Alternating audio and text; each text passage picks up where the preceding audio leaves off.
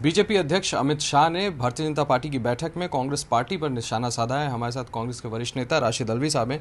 अल्वी साहब, आपने सुना बीजेपी के अध्यक्ष अमित शाह का कहना है कि जो संकल्प है भारतीय जनता पार्टी का कांग्रेस मुक्त भारत का, वो अगले चुनाव में पूरा कर देना, काफ़ी हद तक इस बार हासिल कर सकें। देखिए, इस तरीके के बयानात बहुत दुर्भाग्यपूर्ण हैं। कांग्रेस मुक्त भारत कभी हो नहीं सकता है।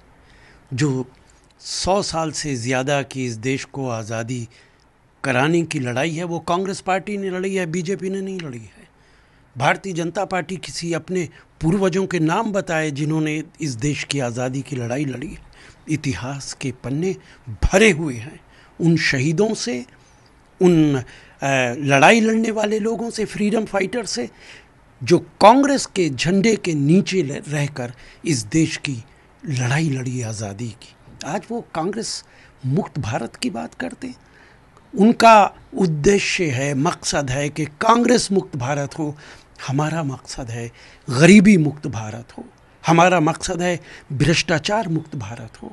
हमारा मकसद है उन तमाम बुराइयों से जो देश के अंदर हैं, सांप्रदायिकता मुक्त भारत हो। हम उस भारत के सपने देखते हैं, लेकिन उस भारत की कल्पना करते हैं। लेकिन अल्वी साहब, फुल मेजॉरिटी की गवर्नमेंट तो वो ले ही आए। उन्होंने आज ये भी कहा है कि अटल जी की सरकार थी, कोलिशन गवर्नमेंट थी, मोदी जी की सरकार है, वो फुल मेजॉरिटी की गवर्नमेंट है। अटल जी की सरकार थी, लेकिन इस देश के लोगों ने बदल दी ना उस सरकार को।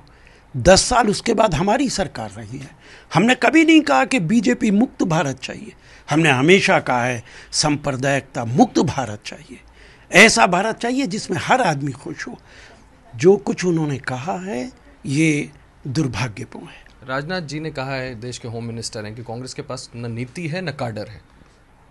अगर उन्होंने कांग्रेस को वो जानते ही नहीं हैं, तो जो लोग कांग्रेस को नहीं जानते वो इसी तरीके की बात करेंगे। 10 साल अभी भी हमारी हुकूमत थी। बग़ैर नीति के नहीं चल सकती हुकूमत, बग़ैर ठीक नीयत के नहीं चल सकती हुकूमत।